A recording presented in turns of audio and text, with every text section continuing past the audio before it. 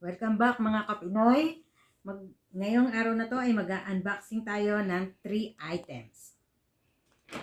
Okay, ito yung mga binili natin. Ayan. For the hair. Para siyang blower. Pero may brush. Tapos ito, shaver, clipper. At smart fitness na belt. Para sa ating tiyan na malalaki, kailangan nating medyo gawing tone. At ito ang ating mga pinagbayarang resibo in Saudi Riyal. First, buksan natin ito. Ito yung trimmer, clipper. Kasi merong gustong magpa-ahit ng buhok sa taas. Gusto niya, kalbo siya. Ito po siya. Yan. Ito yung mga laman sa loob niya.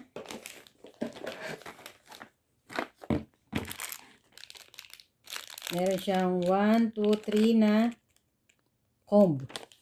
Siyang brush. Panlinis ng mga buhok-buhok dito after nagamitin. Then oil para hindi siya mag-rust, at saka yung kanyang charger.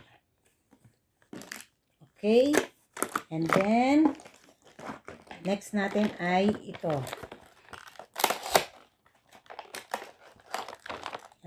easy massage muscle trainer. Okay, ang laman niya ay ito yung belt na open ko kanina.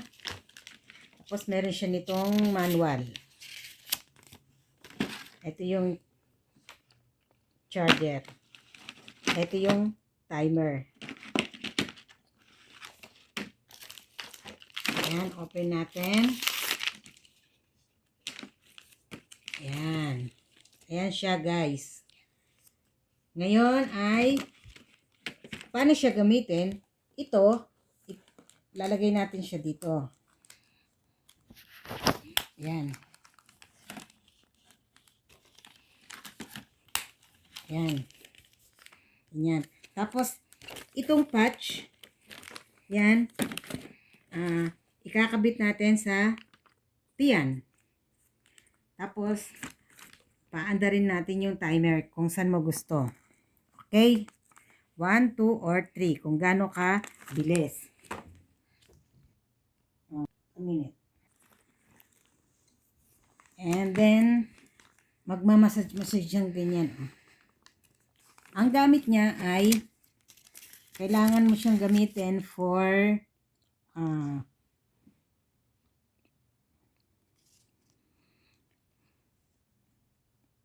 25 to 30 minutes. Kailangan yung skin mo ay dry and clean bago mo siya gamitin. Tapos itong patches niya, ito ay napapalitan po. Kaya bili na lang kung gusto nyo.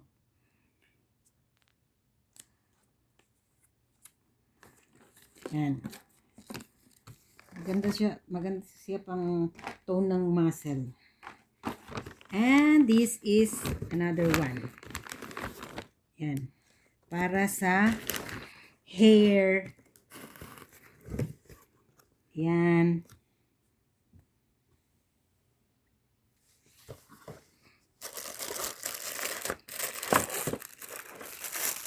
Open natin. Ito siya. Okay. Tapos, ito yung comb. Dalawa yung comb niya. Dalawa. Okay. Tapos, papasok natin siyang ganyan. Ganyan. And then, i-charge natin to. Tapos, dito yung on niya. Yan. Dalawa yung function niya.